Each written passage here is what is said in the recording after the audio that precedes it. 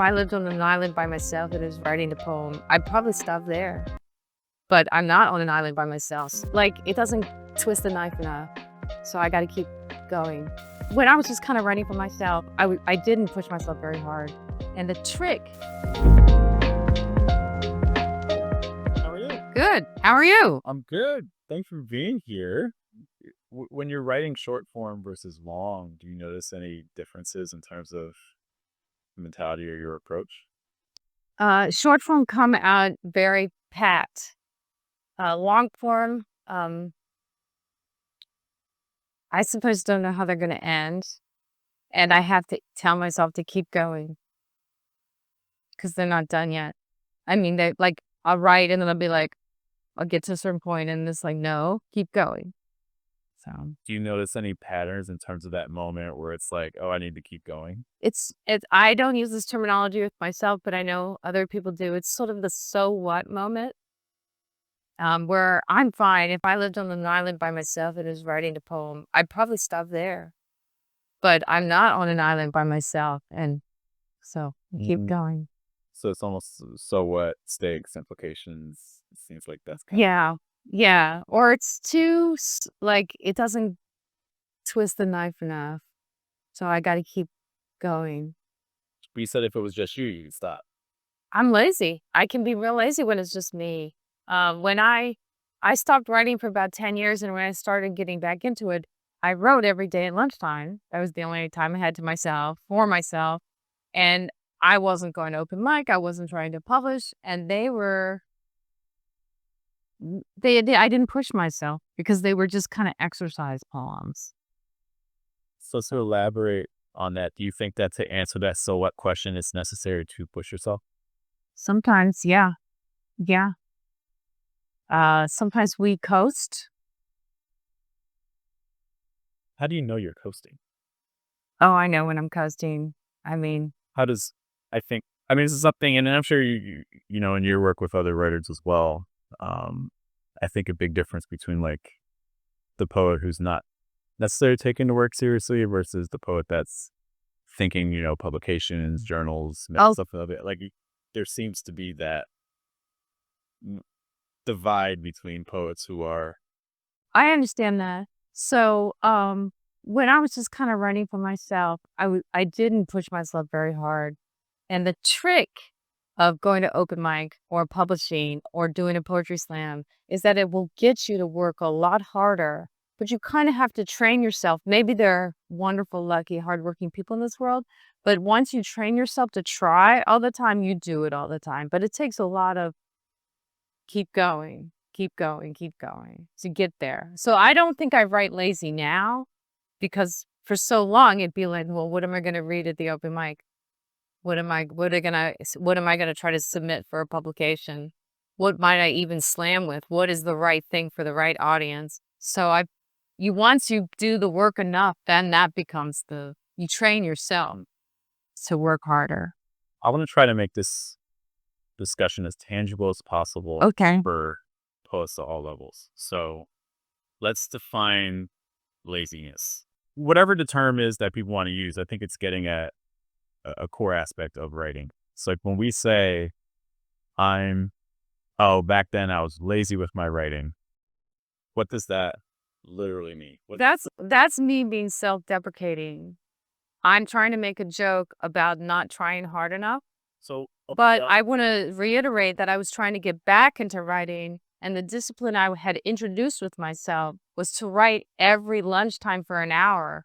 That's a lot of discipline, and so I was expending my discipline energy on making the habit happen again. I really had to come all the way back, uh, from my MFA and all the accolades and stuff from that time. It was almost like it was all gone, and I had to start over again. So in a way, I say lazy because I had just decided that this was the exercise routine, the regimen rather, I was going to do. And so I didn't push the pieces themselves because the point of the regimen was to get back into the habit of writing. And it was completely different when I first started in college was I could wait for inspiration. I could just sit down with a bowl of popcorn and free write for an hour or something like that, but whenever I wanted. Better. But And yeah. I think you spoke to something that's really common. I do not have an MFA, but just being very MFA adjacent with lots of MFA Oh, yeah. people, the MFA is a bubble, right? The MFA, you're in that experience where it's like you have people pushing, or you're in that coat, or you got the kind of the impetus to keep producing, and then the MFA ends, and a lot of times the writing ends. So I really risk a lot. But yeah, and I have a lot to say about that. I will point out that CCAD, what is it, 80-90% of their graduates aren't producing art after a certain number of years. Also, but This is a challenge for all artists. The hardest thing is that keep going. I keep saying that keep going. There are two rules: start anywhere, keep going. They can look like whatever. And but I do know about the MFA bubble, and I had one advantage that I sometimes glibly level at other people. But when I started writing, I didn't have a group. I had gone to Oberlin. Yes, they have a renowned writing program. I missed the boat because you have to get in before you start. And I didn't start writing until after I got into college, and they don't let you in the program like halfway through. I weaseled my way into a class my last year. And so I was basically, I kept saying I was locked alone in my room with a notebook and or an anthology. So I did that grind by myself. And maybe I did work with a professor one winter term, but it was like a month and it was one person. I didn't have very many peers. And sometimes when I hear somebody who's very derivative, who sounds like somebody else who's successful and they're trying to be successful, so they're copying someone else, it's totally understandable. But I glibly say they need to be locked in a room for 2 years with an anthology and a notebook and nothing else.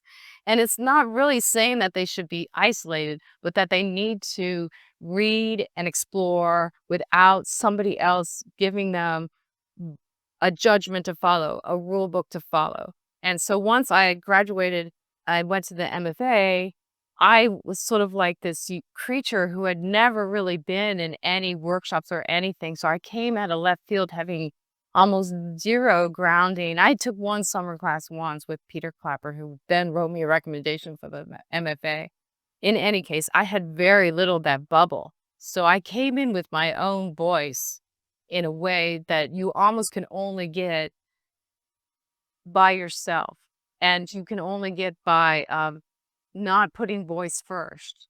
I ran into so many people who were at the time, the thing was to have your poetic voice. And so it was almost, I thought at the time, like putting the cart before the horse. Like you're trying to get a unique voice.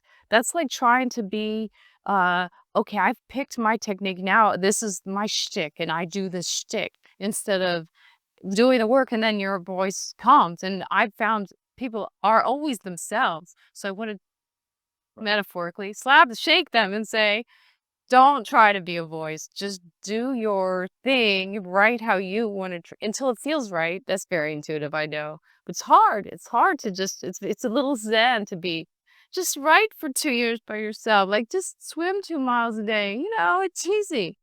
So yeah, and I only say lazy to talk about how I did not push myself poetically because I was trying to push myself back into some kind of regimen. Whereas before I could be free and easy. Now I had a couple kids and a career and only an hour, 5 days a week to do that I called my own. So I had to make it into a scheduled thing. So I'm glad you circled back to that, because that's a place where I want to stick with a moment. So you mentioned that in that season, it was more about the consistency, just, the show habit. up, you know, Yeah. think that certainly is not laziness. I want to shift it to the work though, because there are poets out there who are writing work, but they're also not aware that they're not reaching the deeper level of the poem, which is where the stakes are, the implications are. And I mean, I'm sure you see it too. I see it all the time where the minute that the poet arrives at what the poem's actually trying to say is the moment we shut the door we tie the bow, we leave the poem instead of actually lingering there. Um, how do you, or if I'm a beginner poet and I don't even know that I'm missing this aspect, how would you explain stakes, first of all? What are stakes? Ah, And this is hard too, because like if you look for craft essays on stakes and things, there's not a whole lot out there. There's a lot on like craft elements like imagery and like line length and enchantment. There's not a lot on states. yeah. I read a book recently that was beautiful about how it talked about people's but I cannot remember the title or the author. I'll go look it up and send it to you. I was reading this summer or last summer, summer before that. And anyway, uh the thing is, if you do a lot of reading, you will know you're not as good as what you're reading. And you have that moment where you either say, I'm no good, and you give up, or I'm going to try to hone this thing, or I'm going to try to, as I used to tell myself in college, twist the knife. I'm going to try to get it exactly right. Whatever that, however you say it to yourself, it's you telling yourself to live up to the aesthetic you have from reading a lot. And people usually know. It's nice when you get outside affirmation, and that can really keep you going. So, one of the great things about open mic is even though it's got a very low bar, you'll be judged and you'll feel it. And so it can be a low level of, okay, I got to up my game. I really got to do this thing. I want my audience. Yeah. Did that address it? I know it's like just saying do the reading, Hmm. but that is part of it. Ira Glass has a wonderful way to express this. He talks about the very same thing as you have a moment where your taste is better than your skill. Uh, Joseph Harris, also known on stage as Logic from his slam days, was mentored by Steve Marsh, and Steve Marsh had to by request. He wasn't like you must do this, but he gave Logic the assignments of writing lots of haiku, and Logic or Joseph pushed himself all the time. He always does, but he used the writing a form to hone his craft.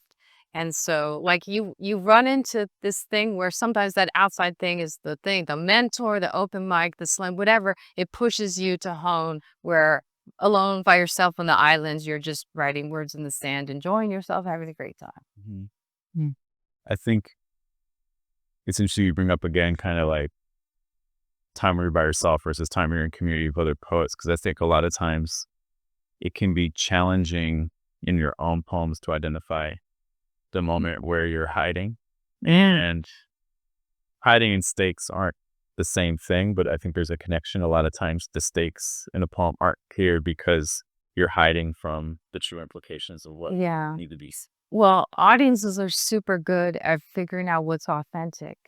And when you're hiding or when you're forcing a present, like if you want everybody to know how smart you are, you want everybody to know how cool you are, that's the goal of your poem, not making a good poem. And people sense it. And you can sense, usually you, if you're honest with yourself, you have to be really introspective. Like I do, I've done it. Like I'll look at a piece and go, that's trash because I'm trying to present this image instead of the truth. It's very yeah. So, how can a poet identify a moment where they're not fully revealing?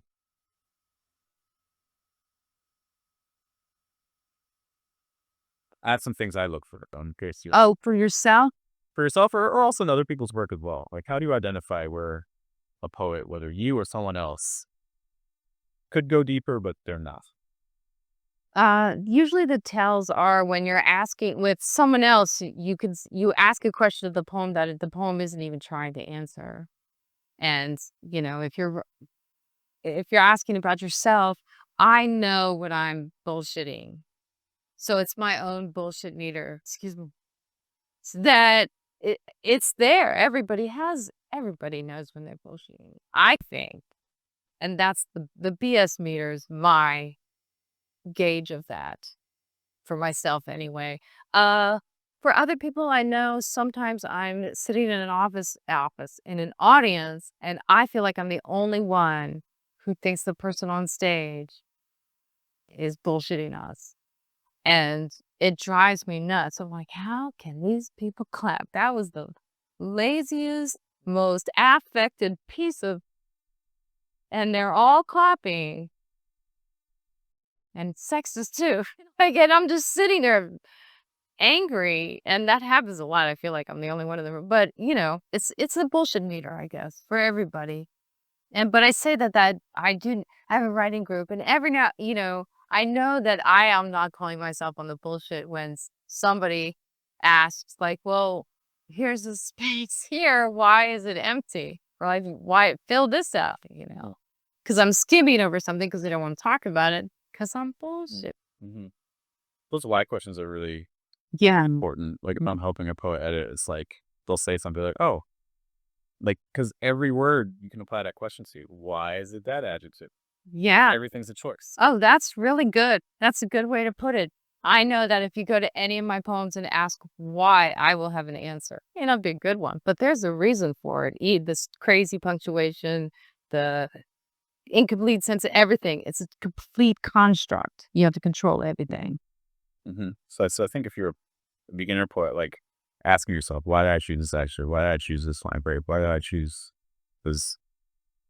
Anything's up for debate, Hmm. or anything. And there are lots of great answers. I remember as a young poet, I was asked why I line break where I did because I at the time maybe still have no crazy lineation, and I said, "I'm trying to control the breath of the reader."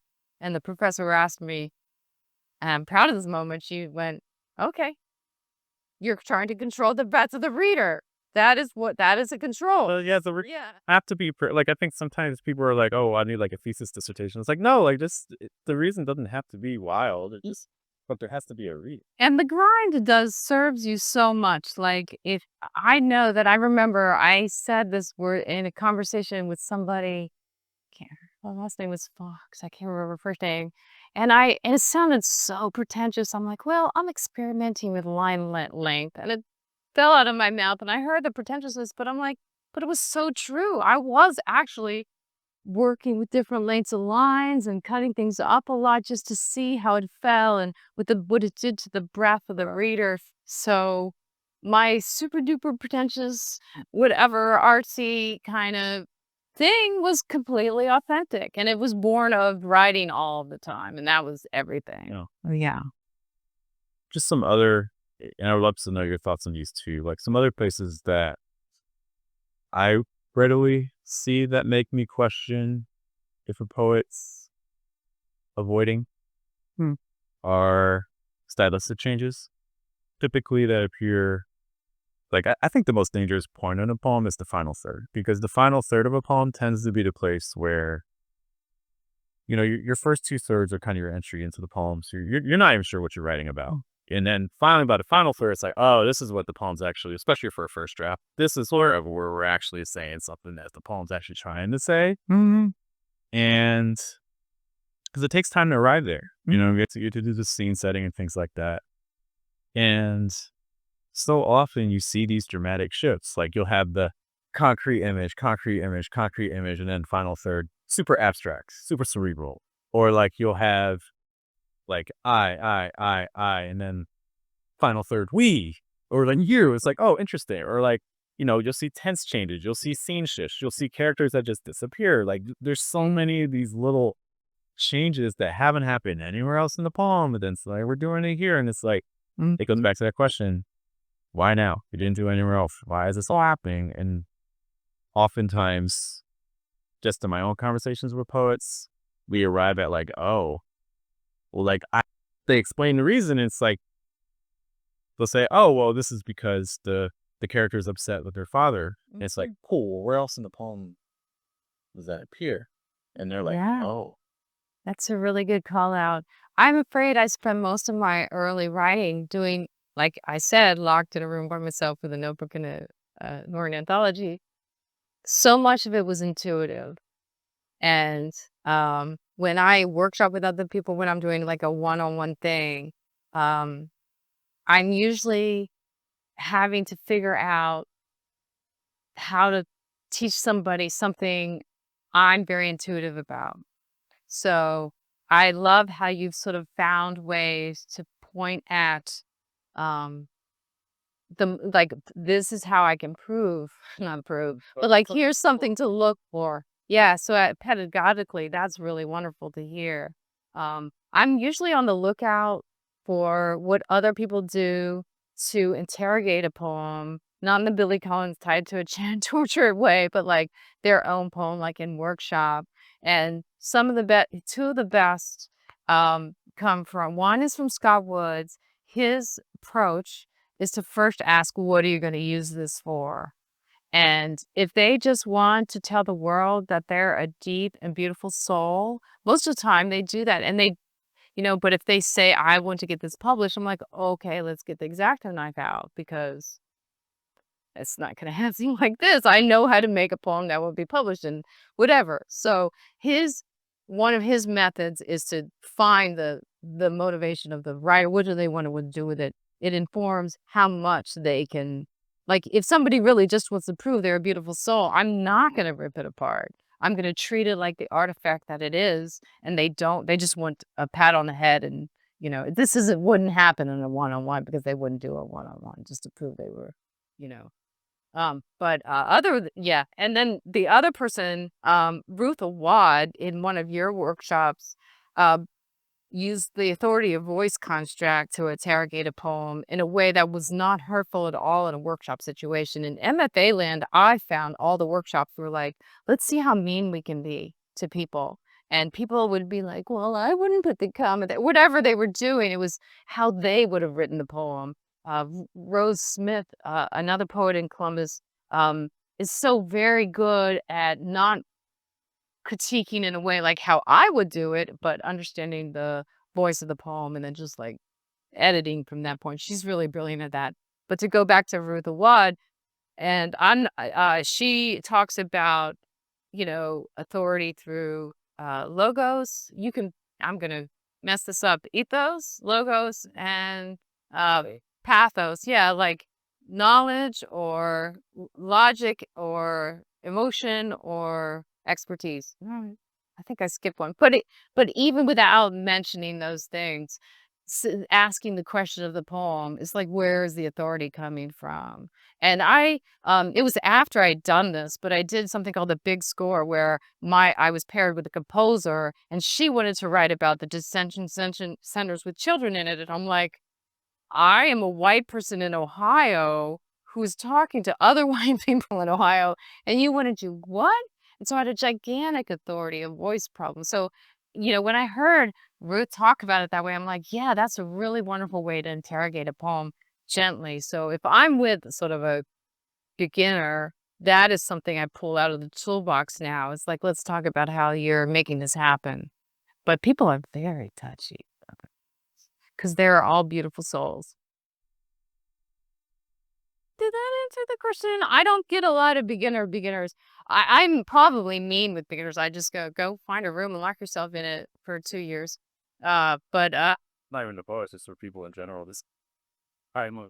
and yet I was at one of the Columbus Cultural Center. Sometimes pairs puts artists with visual artists, I should say, with writers.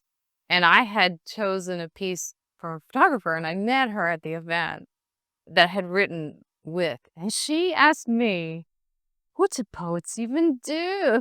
And I'm like, we have open mics and we have workshops. It was a weird question. I'm like, so yeah, we critique each other's work sometimes. That's what we do. Yeah. I know they're about to get started. Oh, I'm sorry. But blathering on. I think about these things all the time. What there's a thing. Yeah. Well, I say this all the time. There are really only two rules. Start anywhere, keep going. Those are the two rules. Don't try to put the voice before the writing. If you put it out there, if you work hard, it'll come back to you. You won't control how it comes back to you sometimes, but, just keep the grind is the most important thing. And nobody is not self-taught. No matter how much schooling, if they're gonna succeed, they're gonna have to keep going on their own. So, I'm now moved into aphorism mode, so, like, okay, yeah, yes. My daughter is a ceramics artist, and she cryptically wrote to me this morning, and then one of the things my adage is she told somebody, and I'm like, "Which adage? What do you mean I have adages?" So it's very apropos.